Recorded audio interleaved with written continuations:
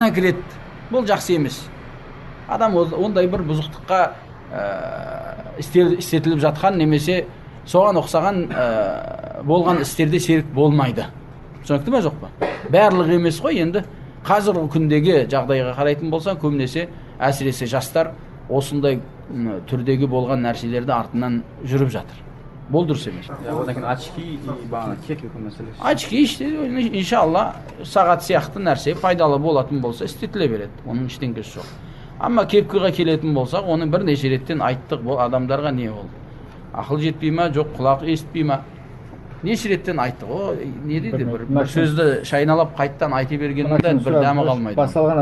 Бұл мәселеде адам жағдай барынша өзі білген еліндегі бар нәрсені істеткен жақсы. Алхамдулилля, әрбір елде мұсылмандарда өздеріне танықты болған тақиялары бар.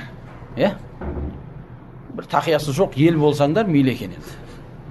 Бастарыңа кие алмай бір іздеп жүрсіңдер ме, сонда не кисек болады екен? Біздің аталарымыз әйтеуір ештеңе қалдырмай кетті ғой бізге. Нен басымызды жапсақ екен деп жүрген халық болсаңдар мейлі екен. Басында киетін нәрсесі жоқ халықтар сендерден басқа халықтар. Түсінікті ме?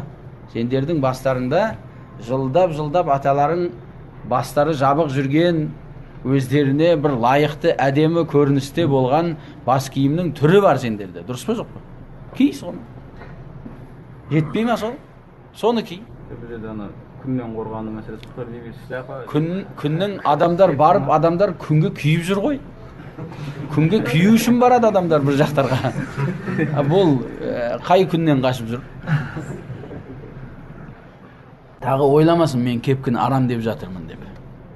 Әдеп бабынан әсіресе сақал қойған мұсылмандықтың бір белгісі бар болып намаз оқып жүрген жігіттер ондай джинс-пенстерді киіп, түсінікті ме? Шортборттарды киіп, аяқтарына бір бәле аяқ киімдерді киіп алып, басына кепкіні қондырып алып жүргені жақсы емес о нәрсе. Көрінісі де дұрыс емес. Бұл көшедегі жүрген бандиттер сияқты. Көрсе адам қорқады. Әсіресе бұрынғы өмірде азғантай бір қаралығы бар болса, одан бетер қорқынышты болады. Бұл мұсылман болып әлі ақыр кірмепті ғой деп. Түсінікті ме?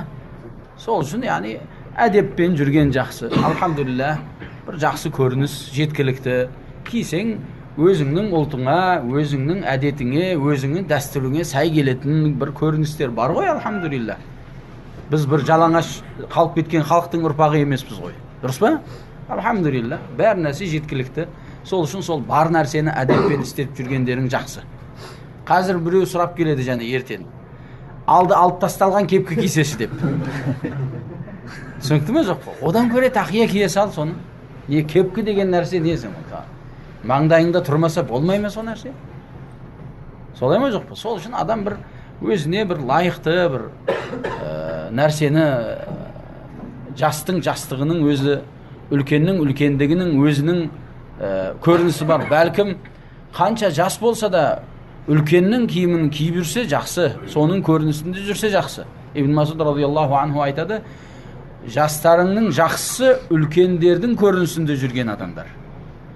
Үлкендердің жаманы жастардың көрінісінде жүрген адамдар. Кейбір шалдарды көресің, Adidas спортивке киіп алады. Түсінікті ме? Сонымен мешітке келеді. Солай ма жоқ па?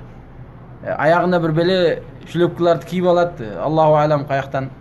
Жоқтықтан емес. Мән бермейді, қарамайды осындай нәрселерге.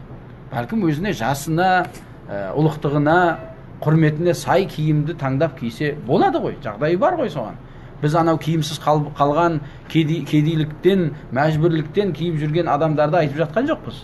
Жағдайы бар болып тұрып, осындай өзінің жасына, өзінің әдебіне, өзінің бір дәстүріне сай келмейтін бір киімдерді таңдап киіп жүрген адамдарды айтып